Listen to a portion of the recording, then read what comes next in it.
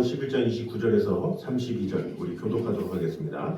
우리가 모였을 때에 예수께서 말씀하시되 이 세대는 악한 세대라 표적을 구하되 요나의 표적밖에는 보일 표적이 없나니 요나가 니네 사람들에게 표적이 있는 것 같이 인자도 이 세대에 일어나리라. 심판 때에 남방 여왕이 일어나 이 세대 사람을 정죄하리니 이는 그가 솔로몬의 지혜로운 말을 들으려고 땅 끝에서 왔음이거니와 솔로몬보다 더 큰 이가 여기 있으며 심판 때에 니느웨 사람들이 일어나 이 세대 사람을 정죄하리니 이는 그들이 요나의 전도를 듣고 회개하였음이거니와 요나보다 더 큰 이가 여기 있느니라. 아멘. 시간에 글로리아 찬양 때 참여하겠습니다.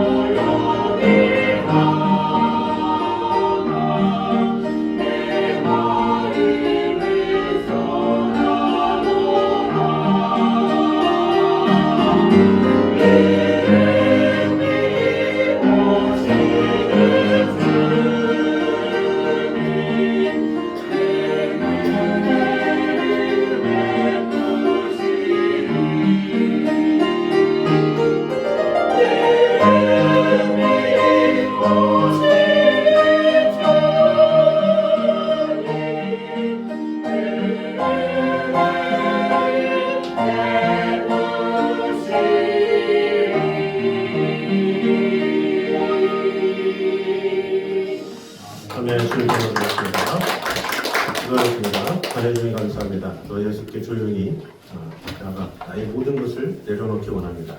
우리 보시는 주님께서 우리에게 은혜와 사랑을 베푸심을 믿고 오늘도 주님 앞에 나와 예배하며 우리의 마음이 주님을 향하는 데 부족함이 없도록 주님 함께하여 주시옵소서. 예수님의 이름으로 기도드립니다. 아멘. 우리 교회 소식 전해드리도록 하겠습니다. 2025년도 예배 가운데 하나님의 은혜와 사랑이 가득히 임할 수 있도록 마음을 다해주시기 바랍니다. 오전 예배가 딱 마치면 목장도 모이지만 다음 세대도 같이 한 시간에 모이도록 하겠습니다. 딱 끝나면 같이 식사하면서 교제하는 거니까 그래서 다음 세대도 그렇고 목장도 그렇고 한 번에 다 같이 흩어져서 다 같이 모이도록 하는데 특별히 다음 세대는 도서관에 이렇게 또 그룹별로 나눠서 모이도록 하겠습니다. 지금 그 여자 화장실이 지금 갑자기 제 해인지 모르겠지만 좀 이렇게 파손이 일어나서 어제 좀 늦게까지 공사를 했습니다.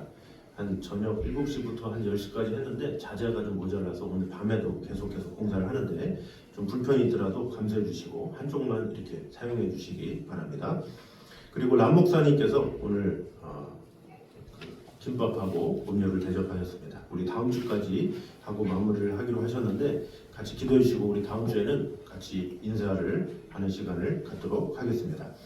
이번 주에 제가 화요일과 목요일에 노예 체육대회가 있어서 같이 준비 모임이 있고 또 시찰위원회 정기 모임이 있습니다.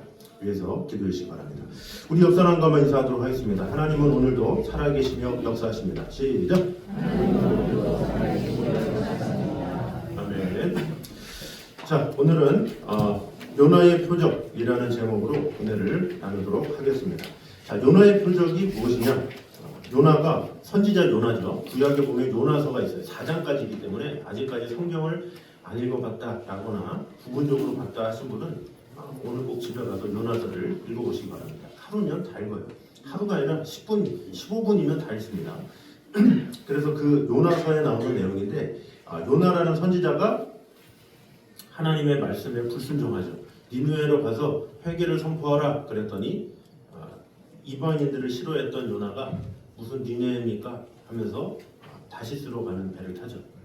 그래서 거기에서 하나님께 불순종함으로 폭풍을 일으켜서 결국에 요나가 이 배 바닷 가운데 빠지는데 그곳에서 물고기가 요나를 삼키죠. 그래서 요나가 그 물고기 뱃속에서 3일 동안 있다가 하나님 앞에 회개 기도를 하죠. 그 회개 기도 이후에 그 물고기가 이제 요나를 토하는. 그래서 요나가 하나님의 말씀대로 니느웨에 가서 복음을 전하는 내용이 바로 요나의 이야기입니다. 그래서 그 요나의 표적을 바로 예수님을 이야기한 거죠. 그래서 요나가 물고기 뱃속에 있다가 3일 동안 있다가 나왔던 것처럼 예수님도 십자가에 달려 죽으시고 3일 만에 부활하셨죠. 그래서 그것을 가지고 요나의 표적이다 이렇게 말씀하신 것이죠. 그래서 예수님이 나는 요나의 표적 외에는 보일 것이 없다. 부활 사건 외에는 자랑할 게 없다 이렇게 말씀하신 것이죠. 자, 그럼 구체적으로 또 보도록 하겠습니다. 표적이 뭐냐?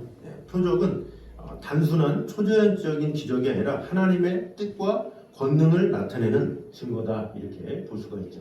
그래서 특별한 메시지나 영적 의미를 담고 있다라고 볼 수가 있습니다. 자, 그래서 예수님과 사도들이 행한 많은 기적이 표적으로 기록되어 있다 이렇게 얘기하죠. 제자들이 안진뱅이를 일으키고 병든 자를 낫게 하고 이런 것을 다 표적이라고 해요. 이것은 하나님의 구원 계획과 예수님이 누구신지를 드러내는 중요한 역할을 한다 이렇게 볼 수가 있죠. 자, 그래서 신약에서는 표적에 대해서 이렇게 말을 합니다. 자, 위에 한번 읽어보겠습니다. 시작. 예수님께서 행하신 표적들은 그분이 단순한 사람이 아니라 하나님의 아들이심을 증거함. 자, 예수님이 행하신 표적들은 그저 사람이 아니라 하나님의 아들임을 증거하려고 표적을 보이셨다라는 거죠. 그것이 요한복음 2장 11절이죠. 같이 한번 읽겠습니다. 시작. 예수께서 이 표적을 갈릴리 가나에서 행하여 아멘. 갈릴리 가나에서 물을 포도주로 만드신 사건이 나오죠. 그래서 그 사건을 통해서 이분이 하나님의 아들이시구나 그것을 알리게 하신 것이죠. 자, 두 번째로는 예수님의 메시아 되심을 나타내는 증거로 표적을 하신 거죠. 그래서 표적은 단순한 기적이 아니라 예수님이 약속된 메시아다라는 것을 나타내 주죠. 자, 요한복음 4장 48절 같이 한번 읽겠습니다. 시작. 너희가 표적과 기사를 보지 못하면 도무지 믿지 아니하리라. 아멘. 자, 세 번째는 믿음을 촉진하는 도구로 쓰이고 있습니다. 그래서 예수님께서 행하신 표적들은 사람들을 하여금 믿음을 갖게 하기 위해서 표적을 보이셨다라는 거죠. 요한복음 20장 30절 31절입니다. 같이 읽겠습니다. 시작. 예수께서 제자들 앞에서 이 책에 기록되지 아니한 다른 표적도 많이 행하였으나 오직 이것을 기록함은 너희로 예수께서 하나님의 아들 그리스도심을 믿게 하려 함이요. 아멘. 자, 요한복음을 말하는 거예요. 이 책에 기록되지 않은 다른 책. 이 책은 요한복음을 말하는데 이 요한복음에 있는 것 외에 수많은 표적들이 있는데 이 표적들을 한 이유는 이것을 통해서 너희로 믿게 하려고 표적을 보였다. 이렇게 말을 하고 있죠. 그럼 예수님이 행하신 표적들이 있습니다. 먼저 아까 말한 물이 포도주로 변한 사건. 이것은 새 언약과 예수님의 영광을 나타내고 오병이어의 기적이 있죠. 우리가 알고 있는. 그래서 예수님이 생명의 떡이심을 나타내고 바다 위를 걸으신 사건이 나옵니다. 이것은 예수님의 신적 권능을 보여주고 또 소경을 고치신 사건이 나오죠. 예수님이 참 비심을 계시하고 있고 나사로를 살리신 사건이 나옵니다. 이것은 부활과 생명의 주님이심을 나타내고 있다라는 거죠. 그래서 이런 표적들을 통해서 모두 예수님께서 메시아다라는 사실 그리고 하나님의 능력과 구원을 나타내는 분이심을 증거한다라고 볼 수가 있죠. 자, 그런데 오늘 본문에서는 예수님이 표적을 거절하는 내용이 나오죠. 표적을 분명히 보여주신다고 했는데 왜 거절하느냐? 첫 번째로는 믿음 없이 기적만 요구했기 때문에 기적에만 집중하고 하나님을 보지 못하는 경우는 그렇다는 거죠. 기적에만 집중하는 사람은 표적을 보여주면 또 보여달라고 그래. 또 보여달라고 그래. 아니라고. 또 보여달라고. 한 번 더 보여주면 믿겠다고. 계속 사람을 어떻게 보면 실용하는 경우가 있죠. 그래서 성경에 대해서도 질문하는 사람이 있어요. 선악과를 왜 만들었어요? 다 얘기해주면. 방주는 사실인가요? 다 해주면 바벨탑은 왜 생겼어요? 끝이 없어. 만나도 질문만 해. 그러니까 알고 보니까 공격하려고 그러는 사람이 있어요. 믿음 없이 이런 경우. 그러니까 주님은 그런 경우 표적을 안 보여준다는 거죠. 또 두 번째로는 하나님의 뜻을 따르지 않고 자기 욕심을 채우려 할 때 하나님의 뜻보다는 뭔가 표적을 통해서 하나님이 능력이 하나님이야? 그러면 하나님이 나한테 뭐를 해줘? 이렇게 요구하는 쪽으로 이 하나님 앞에 뭔가 이렇게 보따리 내나 이런 식으로 하는 경우가 있다라는 거죠. 이럴 때 표적을 안 보여주신다는 거죠. 세 번째로 이미 충분한 증거가 있음에도 불구하고 믿으려 하지 않을 때 이미 충분히 사실 성경을 통해서 예수님의 이적, 표적, 하나님의 능력 이런 것을 다 할 수 있어요. 근데 오늘날에도 자꾸 이적을 보여달라, 기적을 보여달라 이렇게 하는 사람들이 있어요. 이제 이럴 때는 어떻게 됐습니까? 충분한 증거가 있어요. 성경 안에 이미. 그럼에도 불구하고 또 달라? 말이 되지 않는다는 거죠. 그 예수님 당시도 마찬가지죠. 이미 예수님이 많이 보여주셨음에도 불구하고 믿으려 하지 않았기 때문에 표적을 거절했다라는 거죠. 그래서 예수님이 말씀하신 요나의 표적은 예수님의 죽음과 부활 이것을 의미하고 이것이야말로 가장 중요한 표적이다. 이것을 강조하기 위해서 나는 요나의 표적밖에 보일 것이 없다. 이렇게 말씀하신 것이죠. 자, 그럼 두 가지로 우리에게 주시는 은혜를 보도록 하겠습니다. 같이 한번 읽겠습니다. 시작. 죄인이 멸망하는 것은 하나님의 은혜가 부족해서가 아니라 인간이 완악하기 때문이다 라는 것입니다. 자, 29절을 보면 주님은 이 세대는 악한 세대라 표적을 구하되 이렇게 이야기를 하고 있죠. 이 말씀대로 유대인들은 참으로 예수님께 많은 표적을 구했습니다. 그들은 주님께 당신께서 메시아이신 것을 입증할 수 있는 하늘로서 오는 표적을 보여달라 이렇게 말씀하고 있죠. 오늘 본문뿐만 아니라 마태복음 12장 16절에도 계속해서 예수님께 요구를 하고 있습니다. 그런데 주님께서 표적을 안 보여줘서가 아니라 부족해서가 아니라 아까도 언급했지만 수많은 표적들을 보여줬죠. 물이 포도주가 되게 하시고 무리를 걷게 하시고 또 오병이어 사건을 통해서 눈먼 자를 고치시고 많은 이적을 보였어요. 그럼에도 불구하고 보여달라 이렇게 한 이유는 그들의 마음속에 이미 주님을 메시아로 받아들이는 미련은 믿음이 없어요. 그 믿음은 아예 없고 어떻게 보면 예수님을 넘어뜨릴까? 어떻게 하면 올무에 걸리게 할까? 이런 잔머리를 부린 것이라고 볼 수가 있죠.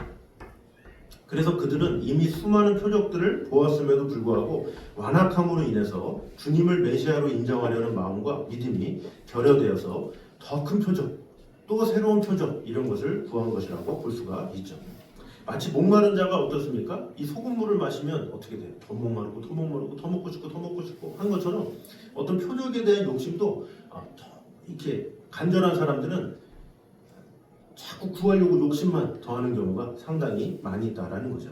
결국 주님은 그들은 주님의 메시아 되시는 표적을 보고서도 완악함으로 인해서 다른 표적을 계속 요구하다가 나중에 어떻게 합니까? 예수님을 십자가에 못 박게 되죠.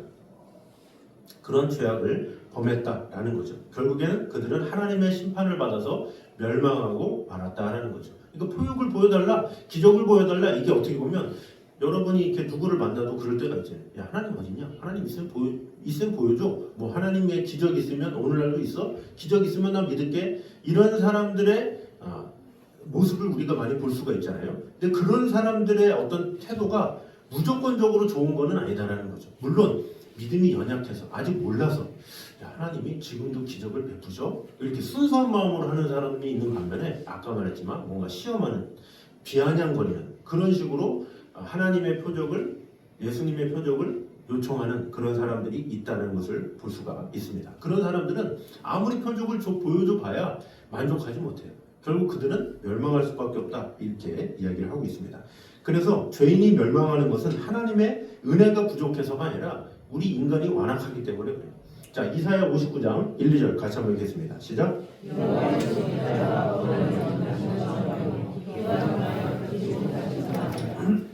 너희 죄악이 너희와 너희 하나님 사이를 갈라놓았고 너희 죄가 그 얼굴을 가리어서 너희에게 보지 않으시게 함이니라. 아멘. 자, 하나님은 죄인이 망하는 것을 기뻐하지 않죠. 하나님은 모든 사람의 구원을 받으며 진리하는 데 이르기를 원하시느니라 이렇게 말씀하고 있죠. 그래서 오래 참으시면서 그들에게 은혜를 베푸시고 또 다양한 방법으로 회개할 기회를 주시는 분이 하나님이십니다. 그럼에도 불구하고 많은 사람들은 마음이 강팍해서 하나님의 은총을 멸시함으로 망하게 된다는 거죠. 출애굽 당시에 보면 바로 왕이 그랬죠. 10가지 재앙을 내렸어요.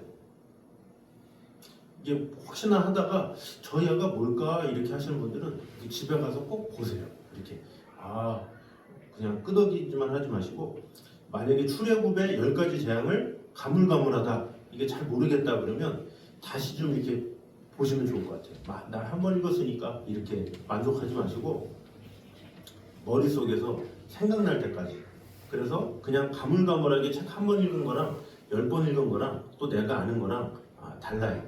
그래서 저희 아저씨는 뭐 어떤 역사다, 뭐 그리스의 역사다 그러면 책을 한 대여섯 권 봐도 다른 나라 역사는 이게 웬만하면 익혀지지가 않아요. 그래서 요즘에는 뭐 유튜브도 편집이 잘 돼 있잖아요. 10분, 15분 뭐 해가지고 뭐 중국의 역사, 뭐 일본의 역사, 그리스의 역사. 근데 그런 것도 그냥 한 번 본 것으로 그치지 말고 알 때까지. 그래서 많은 사람들이 많이 편집을 해놨거든요. 그래서 그것을 계속 보고 내 것으로 만드는 게 참 중요해요. 근데 뭐 저야 뭐 필요하니까 제가 그것을 좋아하니까 뭐 그런다 치지만 우리는 성도잖아요. 그리스도인. 그러면 어떻게 돼요? 성경을 한 번 읽었어, 뭐 봤어 이런 걸로 끝나지 마시고 출애굽기에 10가지 재앙이다 그러면 10가지 재앙 얼핏 들었지 이걸로 끝나지 마시고 10가지 재앙이 뭐부터 시작하지? 구체적으로 뭐지? 뭐 피재앙이 어떻게 시작됐지? 뭐 개구리 재앙이 어떻지? 이런 것을 한번 이렇게 꼭 보셔야 돼요. 그래서 출애굽기 이제 앞에 모세를 부르신 장면 3장부터 해서 이제 이적들이 쭉 시작하잖아요. 이제 그런 것들을 스쳐 지나가다 그러면 꼭 이렇게 보시면 좋을 것 같아요. 오병이어 사건이다 그러면 오병이어 그냥 듣기만 끝나지 마시고 요한복음 6장에 보면 오병이어 사건이 나오니까 요한복음 6장을 다시 한번 이렇게 보시면서 오병이어가 이렇구나 이렇게 하면 더 깊은 그게 돼요. 그냥 이렇게 말씀에서 했으면 출애굽 때 있었더라 오병이어 때 있었더라 이러면 믿음도 안 자랄 뿐더러 뭔가 감흥도 적습니다. 그래서 꼭 돌아가셔서 요나서, 뭐 오병이어 사건, 뭐 출애굽기 이런 것들 좀 같이 보시면서 하면 여러분이 더욱더 은혜스럽게 더 충만하게 될 줄 믿습니다. 자, 그래서 바로 왕에게 모세가 10가지 재앙을 하나님을 통해서 내렸죠. 근데 그 10가지 재앙을 피재앙, 개구리 재앙, 이재앙, 파리재앙 계속해서 줬음에도 불구하고 바로가 어때요? 완악했죠. 만약에 피를 강물에 나일강에 피가 됐어. 그때 회개했으면 끝났죠. 바로도 하나님 만나고 애굽에 있는 사람들도 회개하고 돌아올 수 있겠죠. 그러나 바로 왕의 완악함 때문에 거절함으로 말미암아 본인도 나중에는 멸망하죠. 그리고 나라까지 멸망하게 되죠. 그것을 계속 누적하다가 인간의 완악함 때문에 멸망하게 된 것이다, 이렇게 볼 수가 있죠. 그래서 우리는 하나님의 은혜가 항상 임하지만 그것을 내가 아멘 하고 받아들이느냐, 아니면 시간 없어요, 아니면 간박한 마음, 이런 것이 있으면 하나님의 은혜를 받을 수가 없는 거죠. 그래서 우리는 항상 열린 마음으로 주님의 복음을 듣고 성경을 읽고 기도할 때 하나님께서 죄를 생각나게 하고 깨닫게 하시고, 또 그럴 때 즉각해서 회개해야 된다는 거죠. 그래서 이 요나의 표적이 뭐냐, 다른 말로 회개의 표적이다, 이렇게 볼 수가 있죠. 예수님의 십자가 사건과 부활, 이것은 우리로 하여금 회개하게 하려는 하나님의 은혜임을 알아야 합니다. 그래서 오늘날에도 많은 사람들이 표적을 원하죠. 그러나 예수님이 거절하신 이유, 이 서론의 결론처럼 믿음 없이 기적을 요구하거나 하나님의 뜻보다는 자신의 욕심을 이루기 위할 때, 믿음이 아예 결여되어 있을 때, 이때는 주님께서 표적을 주지 않으신다라는 거죠. 그래서 우리는 결코 은혜를 저버리지 않는 자가 되도록 나의 모습을 항상 돌아봐야 한다라는 거죠. 표적이 일어날 때만 믿는 신앙, 이것은 초보밖에 안 돼요. 초보. 뭔가 기적이 일어나요. 와, 하나님이 정말로 살아계시네, 이런 기적이 있었네, 이런 식으로 주님을 따르는 사람들은 한계를 부딪혀요. 왜냐? 주님의 표적은 늘 있을 수도 있지만 그렇지도 않을 수도 있거든요. 그럼에도 불구하고 믿을 수 있는 믿음이 진정한 믿음이에요. 그것이 하나님께서 기뻐하시는 거예요. 예를 들어서 뭔가 이렇게 가리킨다고 볼 때, 뭐 선교단체든지, 제가 이제 직접 경험한 건데, 선교단체나 뭐 이럴 때 체육대회가 있어요. 다음날 체육대회가 있습니다. 기도합시다. 막 기도했어요. 근데 다음날 날씨가 좋네. 분명히 예고는 비가 온다고 그랬는데 날씨가 좋아. 그러면 역시 하나님이 살아계셔서 우리가 기도했더니 날씨를 좋게 하셨다고. 그러면 다행인 거야. 근데 다음날 좋은 날씨가 되게 해달라고 엄청 기도했는데, 철야까지 했는데 소나기가 오네? 그럼 뭐예요? 하나님이 버리신 겁니까? 그 단체를 버린 거예요? 그래서 뭐 교회든지 선교단체든지 뭐 체육대회가 있다 그러면 그 날씨를 위해서 기도합시다. 사실은 날씨를 위해서 기도합시다, 이것은 어떻게 보면 좋은 날씨를 주시되 하나님께서 은혜 주셔서 잘 치러질 수 있도록 하여 주시옵소서. 이게 좋은 기도죠. 가장 초보의 기도가 뭐냐? 비 안 오게 해주세요. 비 꼭 많아가지고 좋은 시간 햇볕 쨍쨍 해가지고 잘 치르게 해주세요. 이렇게 하게 되잖아요. 내 마음을 이렇게 굳어놓고 하면 소나기 오면 그때부터 어떻게 돼? 믿음 없는 사람을 시족하는 거야. 뭐야? 기도 그렇게 했다니 왜 소나기가 와? 그래서 어떻게 기도해야 된다고요? 하나님 주님께 맡깁니다, 이렇게 하는 거예요. 그래서 소나기가 오면 소나기가 온다 할지라도 우리 교제합시다 하면서 같이 체육대회하고 같이 뒹구르고, 그럴 때 오히려 기쁘고 넘칠 수가 있는 거예요. 그러니까 어떤 상황을 가지고 좋은 상황만을 위해서 해서 좋은 상황이 오면 다행인데 그렇지 않을 수 있다는 거죠. 완전 복불복식으로. 그래서 하나님을 복불복으로 믿는 사람들이 있어요. 하나님 내가 뭐가 필요한데 딱 주세요. 그러면 딱 하면 와, 이거 하나님이 하셨네. 그런데 안 되면 어떡할 거냐는 거죠. 안 되면 낙심하게 된다는 거죠. 하나님을 그런 식으로 믿으면 안 돼요. 그러니까 모든 것에 마침 하나님이 하셨네. 야, 이거 하나님께서 이루셨네. 그런데 막상 보니까 아니야. 그러면 낙심하게 되는 거예요. 그냥 그럼에도 불구하고 믿는 것, 그것이 진정한 믿음이다, 이렇게 볼 수가 있어요. 그러면 어떤 상황에서 흔들리지 않아요. 하나님께서 어떤 안 좋은 상황, 쉽지 않은 상황을 준다 할지라도 하나님께서 나로 하여금 배우게 하시려는구나, 이렇게 하시는 거죠. 주중에 제 차가 또 고장이 나서 버튼이 또 망가졌어요. 이렇게.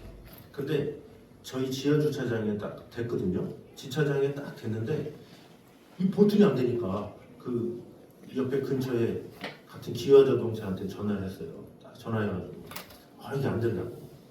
그랬더니 거기서 자동차 키 배터리를 갈아보라는 거예요. 근데 그 배터리 어디서 사오기도 그렇고 갈기도 그렇고 딱 그러는데 알겠어요 딱 그러는데 바닥에 보니까 배터리 버려진 게 있어요. 와, 뜯어진 게. 하나님이 하셨나? 하나님이 하셨나? 그래가지고 갑자기 바닥에 배터리가 있네요. 그래, 자동차 배터리 보기가 쉽지가 않아요 그거.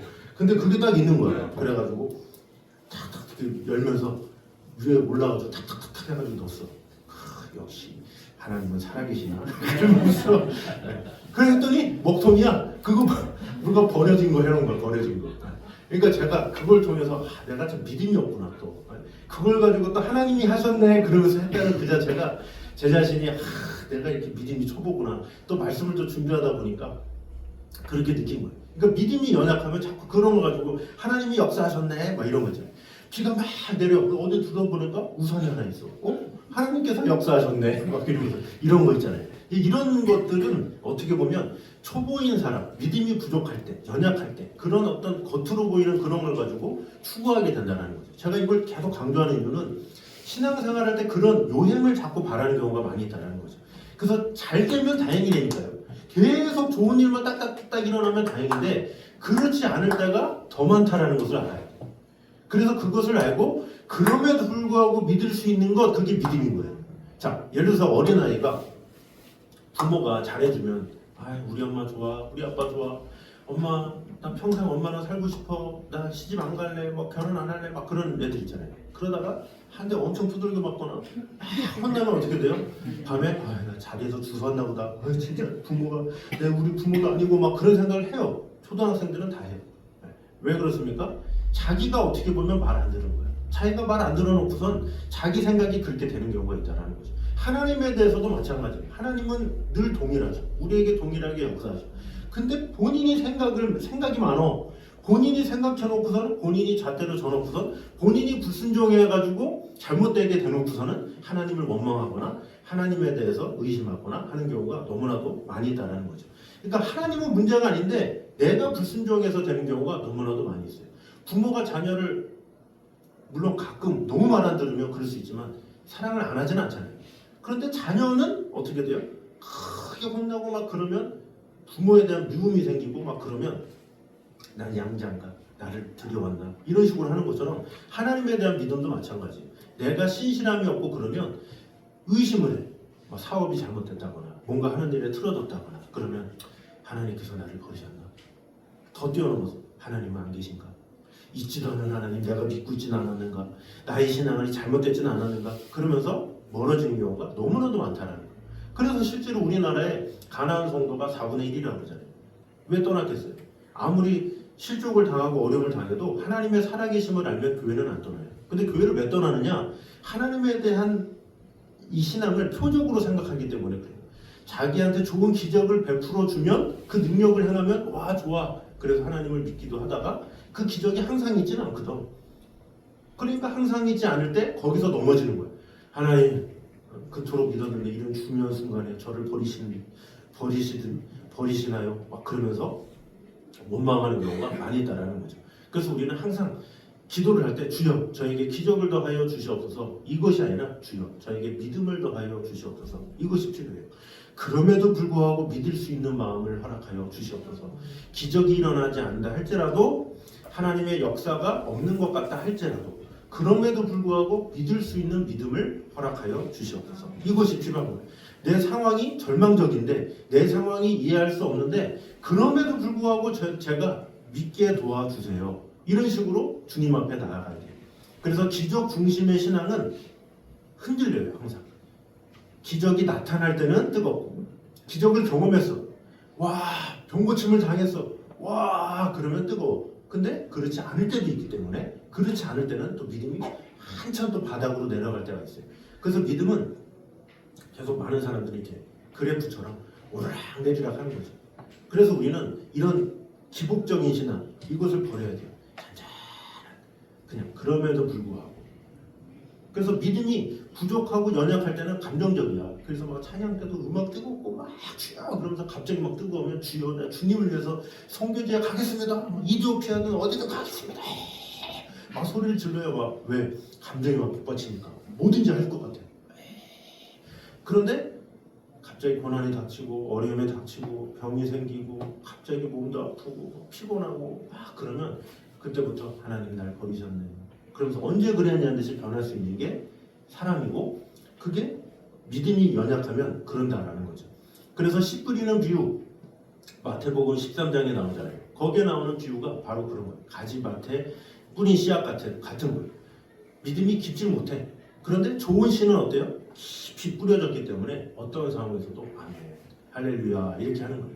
그래서 되게 우리가 보면 간증자 보면 남편이 하늘나라 갔는데 어떤 가정에 정말 우환이 닥쳤는데 그럼에도 불구하고 기뻐하고 그럼에도 불구하고 하나님 앞에 간증하고 기뻐하고 이런 거 보면 이해 안 가잖아요. 어떻게 저럴 수 있을까? 어떻게 저런 어떤 고난 가운데 있을 수 있을까? 그 이유가 바로 그런 거예요. 어떤 상황 가지고 믿는 게 아닌 거예요. 표적을 가지고 믿는 게 아닌 거예요. 꼭 내 자식이 명문대에 가서 어디 뭐 삼성 이상에 가서 이런 것만이 그런 게 아니라 그렇지 않은다 할지라도 내가 믿음으로 말미암아 하나님의 사람으로 세워지는 것 그것을 하나님께서 기뻐하시는 거예요. 그래서 우리는 자꾸 세상이 생각하는 그 복을 가지고 초점을 맞추면 안 되는 거예요. 세상에서 말하는 건 뭐예요? 무병장수잖아요. 병 없이 99세까지 병 없이 아무 잔병 없이 그게 세상적인 거잖아요. 근데 하나님 눈에는 뭐 어떻게 돼요? 믿음이 없네. 한번 때려야 되겠다. 아이고 그러면 어떻게 돼요? 아 몸이야. 아이고 콜록콜록. 아 내가 기도 안 했나? 그러면서 하나님 앞에 돌아오게 되는 그런 경우가 또 있잖아요. 그러니까 어떻게 보면 세상은 무조건 다 잘해야 돼. 병도 안 들어야 되고 회사 지원하면 무조건 다 돼야 되고 어디 가든지 잘 나가고 그러나 하나님 입장에서는 그게 아닌 거예요. 겉으로 보이는 현상이 아니라 비록 좀 병이 든다 할지라도 비록 좀 실패한다 할지라도 비록 내가 생각하지 않은 대로 한다 할지라도 하나님을 만나기를 원하시는 거예요. 그러니까 하나님의 초점은 하나님을 만나느냐 안 만나느냐 그것에 대한 성공 여부가 있어. 그러나 세상은 어때요? 하나님 만난 여부를 따지나요? 아니잖아요. 그저 잘 되느냐 뭐 성공했느냐 이런 것을 말하죠. 그래서 우리는 항상 시야를 넓게 봐야 된다는 거죠. 하나님의 시야, 하나님의 생각, 하나님은 무엇을 바라시는가? 믿음을 바라신다라는 것을 꼭 기억하므로 하나님 앞에 어떤 표적과 이적을 구하는 신앙이 아니라 주여 그럼에도 불구하고 믿을 수 있는 그런 믿음을 허락하여 주시옵소서. 어떠한 고난이 찾아온다 할지라도 주님을 배반하지 않도록 하여 주시옵소서. 나에게 정말 생각지 않은 어떤 병이 온다 할지라도 하나님 사랑합니다.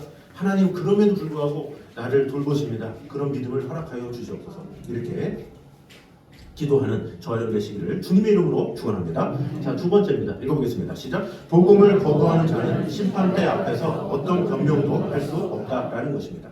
자, 31절과 32절을 보면 예수님께서는 자신과 복음을 배척하는 유대인들에게 심판대에 남방 여원과 니느웨 사람들이 일어나서 그들을 정죄하리라 이렇게 말씀하는 내용이 나옵니다.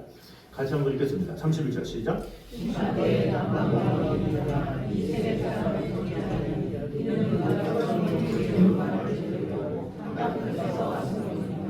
솔로몬보다 더 큰 이가 여기 있으며. 자, 32절 시작. 심판때에 니느웨 사람들이 일어나 이 세대의 사람을 정죄하리니 이는 그들이 요나의 전도를 듣고 회개하였음이거니와 요나보다 더 큰 이가 여기 있느니라. 아멘.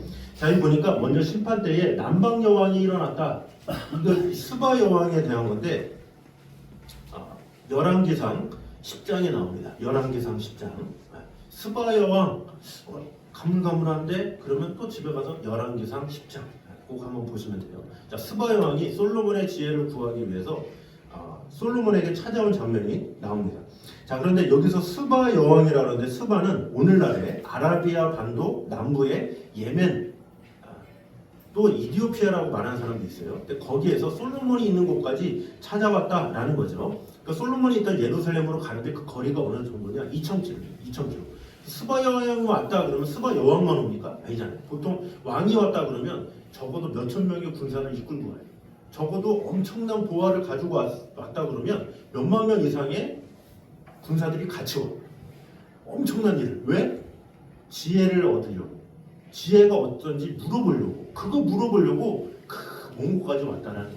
뭐 오늘날 같은 경우는 카톡으로 물어봐도 될 텐데 뭐 옛날이니까 찾아가야 될 거 아니에요. 그럼 2,000km를 힘들게 모든 신하를 이끌고 왔다라는 거죠. 얼마나 대단합니까? 지혜로운 말을 듣기 위해서 2,000km도 마다하지 않고 왔다라는 거죠. 자, 그 다음에 심판때에 니느웨 사람들이 일어나 2세대 사람들을 정죄하리니 하면서 그들이 요나의 전도를 듣고 회개하였으며 이거니와 이렇게 얘기를 하고 있죠. 아까 말한 요나서 거기에 나오는 내용입니다.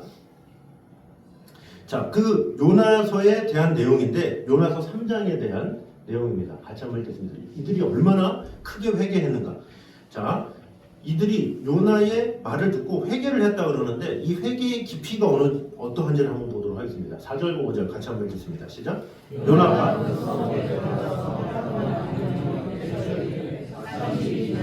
니느웨가 무너지리라 하였더니 하나님을 믿고 금식을 선포하고 높고 낮은 자를 막론하고 굵은 배 옷을 입은지라. 네. 자, 40일이 지나면 니느웨가 무너지리라 그랬더니 니느웨 사람들이 하나님을 믿고 금식을 선포하고 높고 낮은 자를 막론하고 굵은 배옷을 입었다 이렇게 말을 하고 있죠.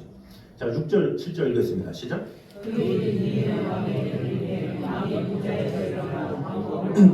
굵은 배옷을 입고 제 위에 앉으니라.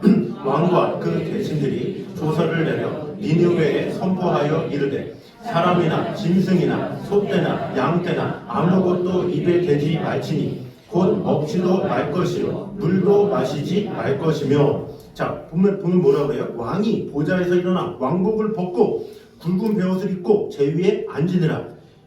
백성들뿐만 아니라 왕이 제 옷을 입었대요. 그러면서 왕과 그의 대신들이 조서를 내려 니느웨에 선포해 이르되 사람이나 짐승이나 소떼나 양떼나 아무것도 입에 대지 말지니. 자, 소나 양이면 음식을 만들 수 있는 공급원이잖아요. 그런데 그 소나 양에게 먹이지도 말래요. 지금 일하는 게 중요한 게 아니야. 회개하는 게 중요해. 이렇게 말을 하는 거죠. 먹지도 말고 물도 마시지 않게 하라는 거죠. 마지막 8절입니다. 시작. 사람이든지 짐승이든지 다 굵은 베옷을 입을 것이며 신서 하나님께 부르짖을 것이며 각기 악한 길과 손으로 행한 강포에서 떠날 것이다. 아멘. 자, 사람이든지 짐승이든지 굵은 베옷을 입혀라라는 거죠. 회개의 의미로 베옷을 입을 뿐만 아니라 짐승한테도 다 입히라는 거예요. 그 수많은 짐승들. 그러면 백성들이 볼 때 얼마나 황당해요. 짐승이 무슨 말을 해? 그러나 그럼에도 불구하고 하라는 거예요.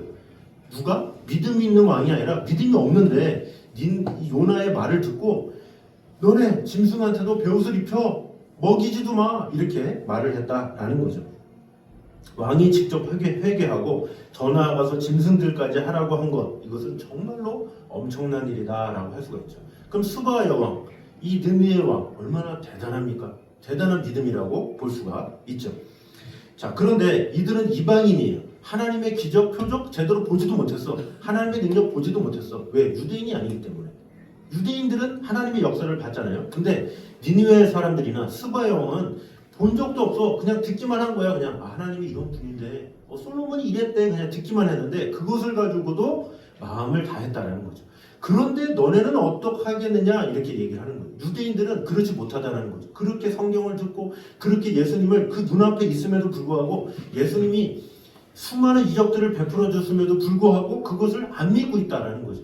그러니까 니느웨의 왕이나 스바와 여왕이 와서 너희들을 정죄하지 않겠느냐 이렇게 말한 것이라고 볼 수가 있습니다. 그래서 요나가 니느웨 왕한테 회개시킬 때도 제가 물고기 뱃속에 있었는데요 막 이런 얘기 하지도 않았어요. 회개하라, 하나님께서 회개하라고 하셨습니다. 그냥 이야기한 게 전부야.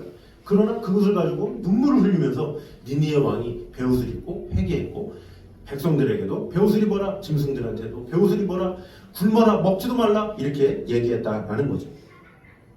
이렇게 아무런 이 상황이나 이런 여건도 없었던 스바 여왕이나 니느웨 왕이 믿음을 가지고 그랬는데 하물며 그 당시 때에 예수님을 직접 보고 예수님의 이적을 보고 능력을 알면도 불구하고 믿지 않는 영혼들을 통해서 예수님은 말한 거죠. 너희들 정죄 받을 거야. 정죄를 당하리라 이렇게 이야기를 한 것이라고 볼 수가 있습니다.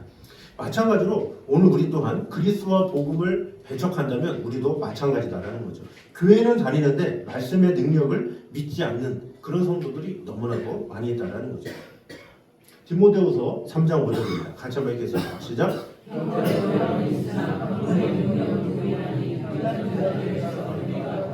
아멘. 자, 경건의 모양은 있으나 경건의 모양이 뭐예요?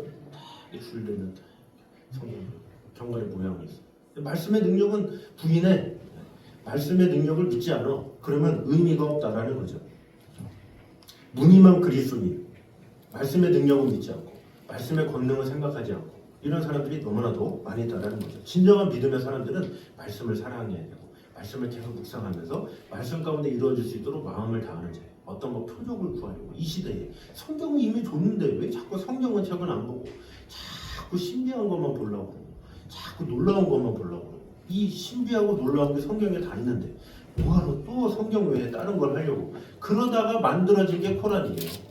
그러다가 만들어진 게 원리강론이고 그러다가 만들어진 게 그 이단 사이비의 수많은 책들이에요. 자기가 또 다른 거 봤다 그러면서 하나님은 이미 성경을 통해서 우리에게 수많은 이적들을 보여주신 거예요. 이 이적들을 내가 아멘하면서 이 말씀이 능력이 될 수 있도록 내가 겸손한 마음으로 나아가는 것 그것을 하나님은 원하시지 또 새로운 기적 또 새로운 표적 이런 거는 원하시지 않는다라는 거죠. 그래서 우리에게 제대로 된 믿음을 가지라라는 거죠. 모양만 번지라는 것이 아니라 하나님의 말씀을 온전히 믿는 제대로 된 믿음을 우리에게 요구하신다라는 것입니다.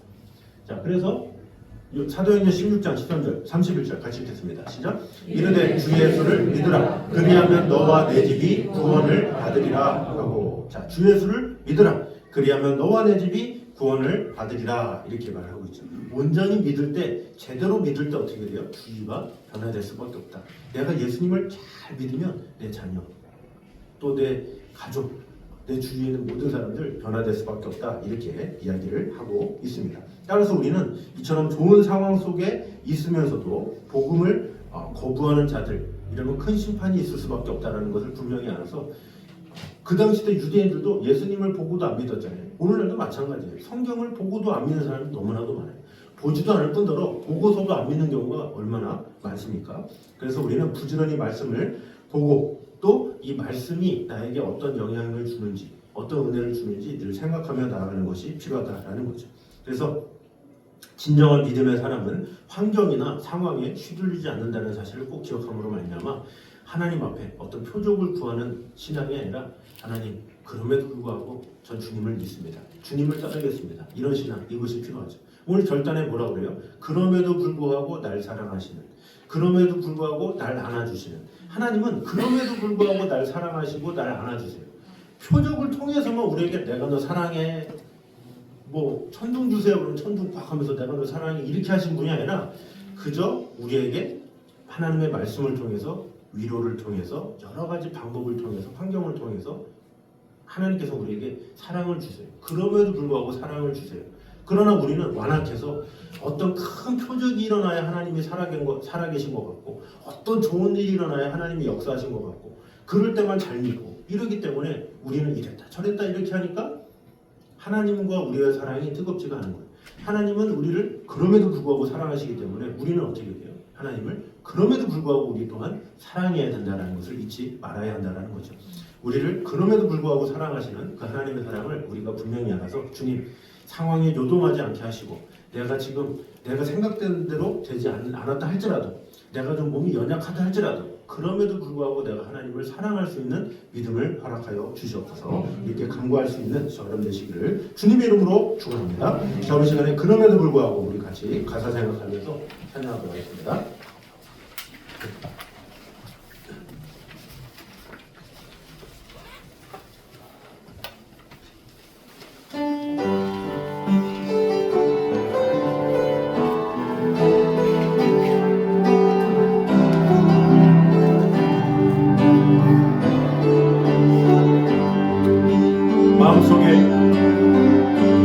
마음속에 어려움이 있을 때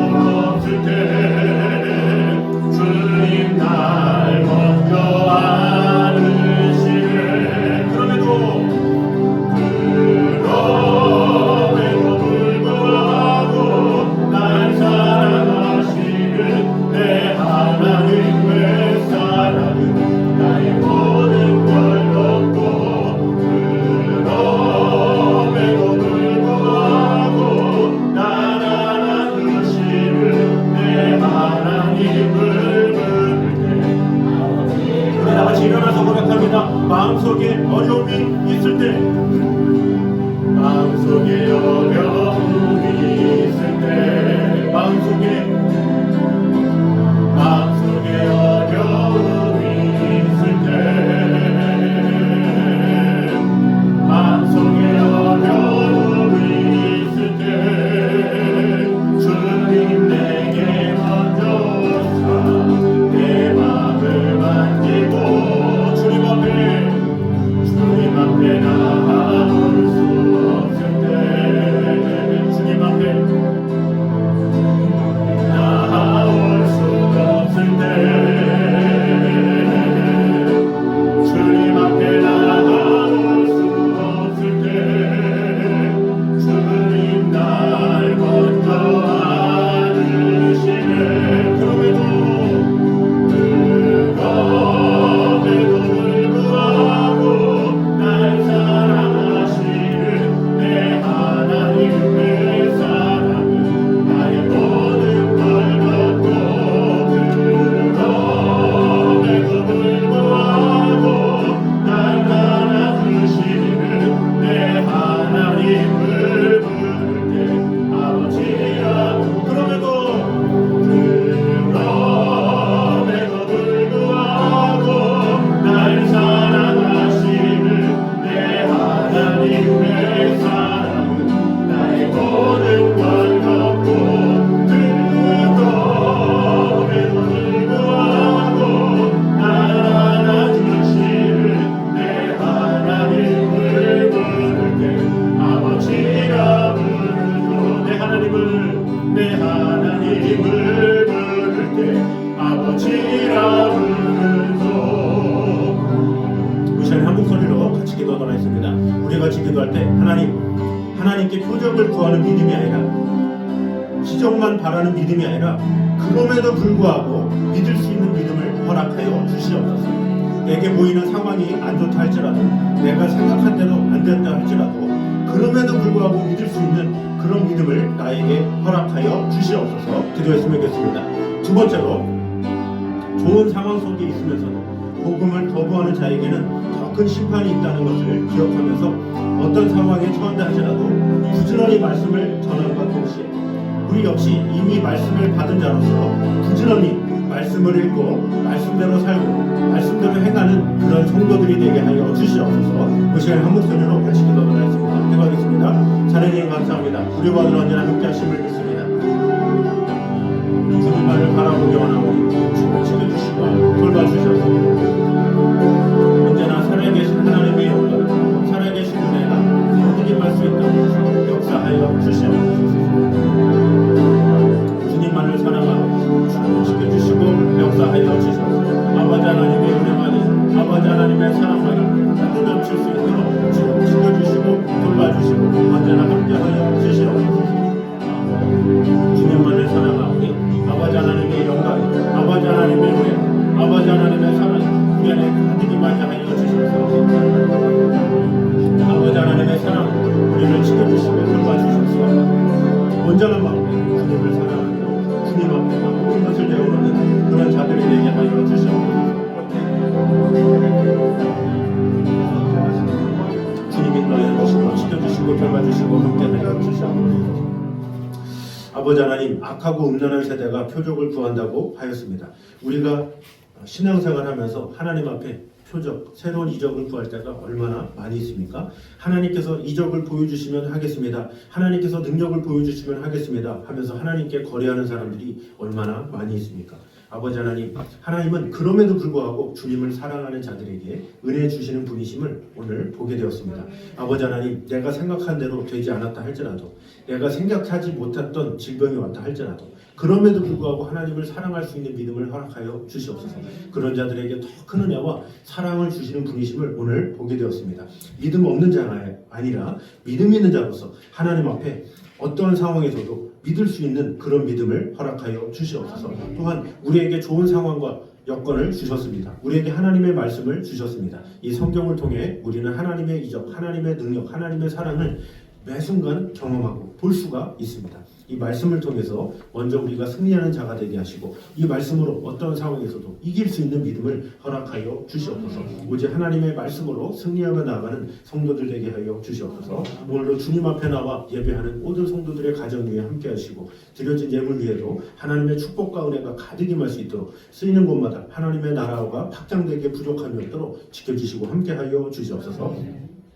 이제는 우리 주 예수 그리스도의 은혜와 아버지 하나님의 무한하신 사랑과 성령님의 교통하심이 늘 우리와 함께 계시는 하나님의 나라와 영광을 위해서 살아가길 원하는 이 자리에 있는 모든 성도들과 가정 위에 이제부터 영원까지 함께 있기를 간절히 축원하옵나이다. 아멘.